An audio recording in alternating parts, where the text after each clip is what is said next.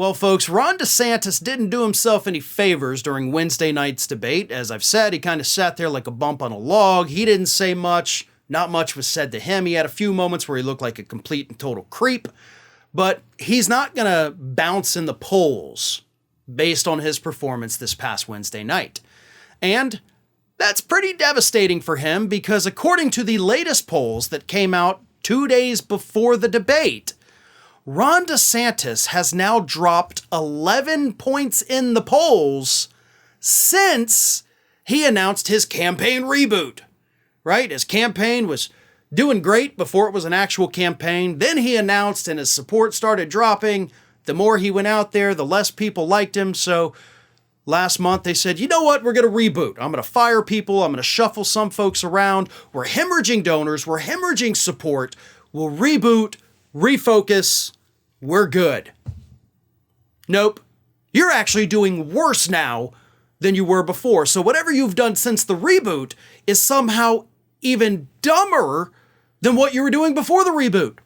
Prior to the reboot, Ron DeSantis was polling at 23% nationally. He is now down to 12 points nationally, beating Vivek Ramaswamy by only 3 points.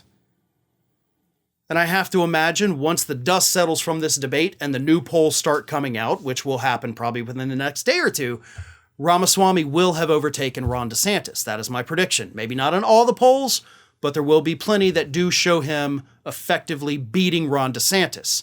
Because after all, there's already polls showing him tied for second place with Ron DeSantis, with both hovering at 10%. I believe that was a recent Emerson College poll from earlier this week. The bottom line is this. Ron DeSantis is an abject failure, not just as a governor for us down here in Florida, but as a national candidate.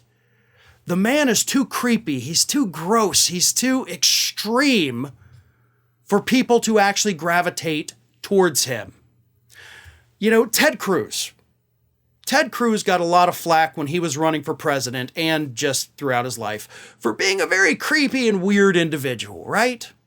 But Ted Cruz was still able to overcome it in the 2015 debates and then the 2016 primaries and caucuses, where he had a solid second, because he's at least smart.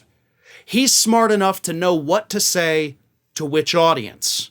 Now, Trump, of course, still beat him because Trump's the demagogue, but if Trump hadn't been in that race, folks, Ted Cruz would have been the nominee with as creepy as he is. And I bring that up because Ron DeSantis has that same creep factor, right?